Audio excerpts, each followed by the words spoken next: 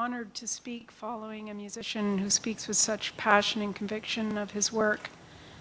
My name is Martha Rands. I'm a lawyer in private practice from Vancouver, BC. I am the legal director of the Artists Legal Outreach, which is a project providing summary legal advice to artists in all disciplines, out of the Alliance for Arts and Culture in BC.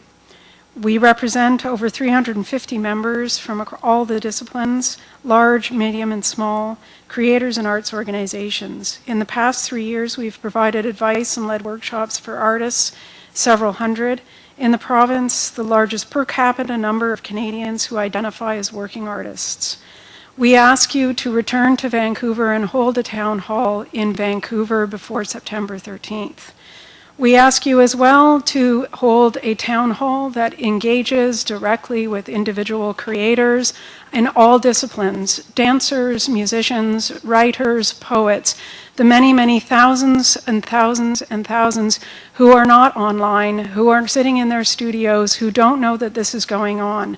For the 30,000 that have hits on the website that I heard referred to, there are dozens and dozens, thousands, tens of thousands upon those tens of thousands more who are interested and have a role to play. And they aren't necessarily represented by collective societies, industries, unions, and guilds.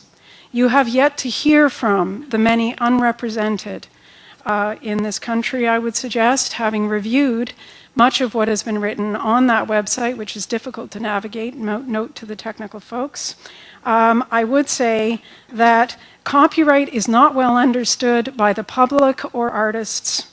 It is not understood in terms of its implications for the musicians as they go through their careers. It is not understood by students who are trying to access material who think they are paying for it through their tuition. It is not necessarily understood by software engineers who think their code is the same as sampling a piece of music.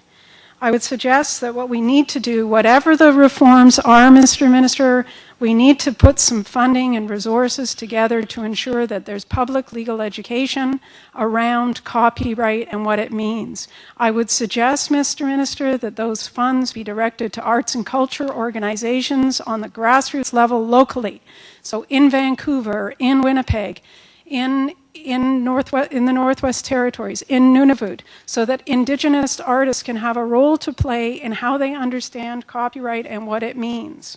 I'm getting there. We need to, and part of that process will enable us as a community to engage around best practices of what works and what doesn't, and why we need reform and what reform might mean to us. This, I would suggest, would address much of the answers to the 5 questions. So again, come to Vancouver. The Alliance for Arts and Culture would welcome you. Thank you. I didn't put my foot down, so to speak, because I don't see anyone else at a microphone. So, 16 seconds left. Mine says something different. Yes, and I would say